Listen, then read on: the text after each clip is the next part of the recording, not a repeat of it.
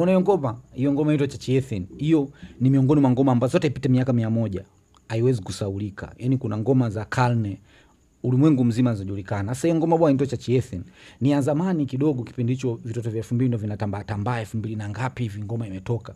Ilitikisa mno. Sasa hii ngoma bwana Church Ethan, tafsiri yake neno Ethan ni watu ambao wanafiki au watu ambao wanafanya vitu kinyume na maadili, washenzi, wazinzi, wote ni tabia mbovu mbovu. Kwa akisema Church Ethan anamaanisha kwamba wale watu wenye tabia mbovu ambao wanatumia kanisa kama kivuli cha kujificha. Kwa hiyo kwenye hii nyimbo bwana anategemea kwamba anaenda kuwasema watu humu ndani ya hilo kanisa mmoja mmoja, anamchambua na anaovua maovu yao. Sasa hiyo ilikuwa ni general concept. Ngoja tuende neno kwa neno tuone jamaa alikuwa anaimba nini hapo.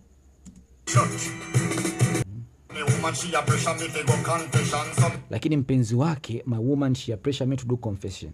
Mpenzi wake akamforce, akamlazimisha, bwana baby leo tuende kanisani ukatubu. Ndo jamaa akaona so me decide to go to kill conversation. Kwa mimi nikaamua ngoja niende kanisani ili niamalize utata, to kill conversation, ili niondoe maneno. Kwa akaamua kumsikiza mpenzi wake na ameenda kanisani hapo.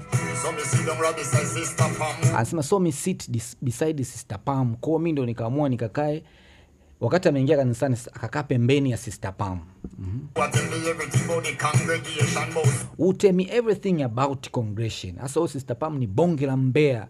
Kwa alipofika tu kanisani pale anasema amekaa pembeni ya Sister Pam. Sister Pam akaanza kutoa maneno kwa uso wa waumini wa mle ndani. Sasa anaanza kuchamba umbea yule sister, anampa ubuyu mshikaji. Anasema akaanza na Sister Paulita na bwana wake shoga. Mle ndani kuna Sister Paulita ambayo Sister Paulita ana date na mwanaume shoga. And still sleep with minibus man. Kwanza huyo Sister Paulita maana yake bonge la chita, ana cheat kinoma.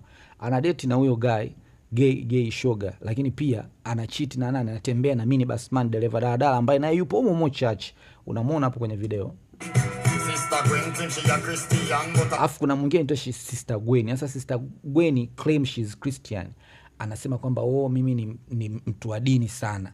Yeye dini imemkolea, ndo anaongopea hivyo kwamba she claim, anasema kwamba yeye ni mtakatifu, yeye ni mtu wa Mungu, mtu wa dini.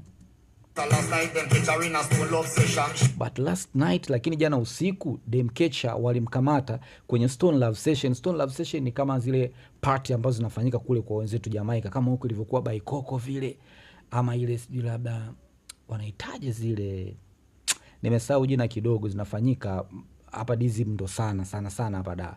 Hasa anasema wewe Sister Gwen anajisema yeye mtakatifu, lakini jana umemkuta kwenye hiyo misherehe, kwenye hiyo mitukio. She doing duty dirty the Matalang song. Huyo Matalang ni DJ Matalang maarufu kinoma. Kwa umemkuta Sister Gwen anacheza muziki ya DJ Matalang. Sasa DJ Matalang ni fundi kama ilivyokuwa DJ Mushizo au labda tuseme DJ Mapolisi, yani mkali. Kwa anasema huyu sister anacheza, anaruka madisco, anaruka marumba ya nani? Ya DJ Matalang. Na anasema hizo style zilizokuwa anacheza baada ya kumuoji, baada ya kumkamata, akasema amezipata kwa Baby Sham. Hasa Baby Sham alikuwa ni dancer moja mkubwa sana hapo Jamaica. Yaani kama sasa hivi tuseme kadada kanajiona kenyewe katakatifu. Alafu kako anajiona katakatifu, amekakuta kanacheza kwenye singeli za DJ Mushizo, alafu kanasema style kamefundishwa na Enjo Nyigu. Kwa ndo kama hivyo. Anasema she all told me about one deacon. Deacon ni kiongozi fulani wa kanisani, wanamuita shemasi. Kwa Sister Pam anaendelea kumpa umbea mshikaji. Kwa anasema sana hiyo Shaggy ndo anatuambia sisi kwamba Sister Pam akamwambia kuhusiana na deacon fulani, kuhusiana na kiongozi fulani wa kanisani hapa. Who drive big Benz na we get money from. Huyo kiongozi sasa hapo anaendesha big Benz, Mercedes Benz, gari fulani vikali nyeusi kama unavyoona kwenye video hapo juu. Asa anakuja kanisani hilo gari. Pesa anapata wapi? Kwa watu wana mashaka kwamba humo ndani pesa zinachukuliwa, na ndo maana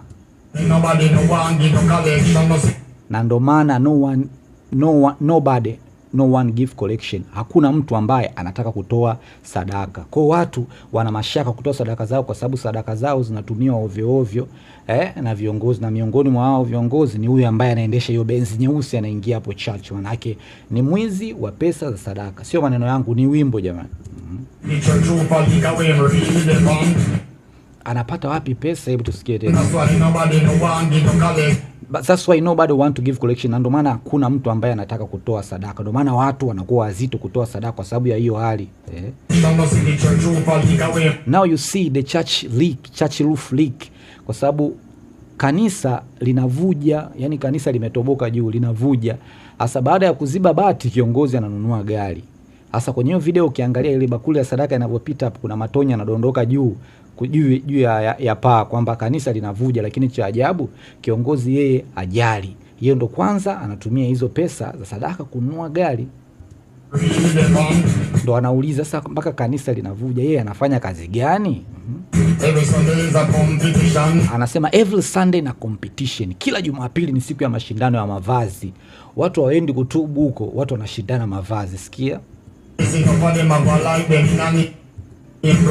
Anasema nawaona wengi wao, yani wanavyokuja kanisani kana kwamba imetusikia hii sentence. Kila siku mashindano. Missing enough of them, yani nawaona wengi wao wanavaa nguo kana kwamba jioni wenyewe ndo wanaenda na brand, kwamba wenyewe ndo hadhi ya juu. Lakini nguo wanazovaa ni za ajabu. Kwa mfano, kuna dada mmoja anamtolea mfano. Hasa kwenye video utaona kama mdada fani kamevaa nguo ya chui. Hasa huko mdada ameamua kumfezesha huyo mdada aliyevaa nguo ya chui. Anasema hivi, huyo mdada wa nguo ya chui ambaye imepita hapa katoa nguo huko kwenye drum button. Button anazungumzia button ile ya chini. Anaposema drum button, yani huko ni kwao, lakini nikileta kwa Kiswahili ni nguo ambayo imechukuliwa chini ya tranka au chini ya sanduku. Si unajua nguo ambayo haijavaliwa muda mrefu imechukuliwa chini, inanuka uvundo. Kwa hiyo anasema sasa kuna huyo sister hapo amekuja kaulamba mwenyewe, lakini nguo hizo ndo yani kama amezitoa chini ya tranka, zina harufu fulani mbaya. Harufu yenyewe ndo hii hapa, sikia. Hii hapa. Anasema with comfortable smell. Hiyo comfortable smell ni harufu ya uvundo ama harufu ya nguo za mitumba. Kwa kuna sister amekuja hapo anadunda mwenyewe kana kwamba ndo kavaa fashion, lakini ukweli ni kwamba yani nguo sijui kaichomoa kwenye trunk, achukua chini ya sanduku. Nguo yenyewe ina harufu kama ya mtumba, ina harufu ya kuvunda. Anauliza sasa, hiyo kweli ni fashion kweli? Akasema then she proceed. Baada ya hapo Sister Pam akaendelea kumwambia kuhusiana na mwanaume fulani hivi au wanaume fulani hivi, only come to the service to look church woman, ambao wanakuja kanisani kutafuta mapisi tu.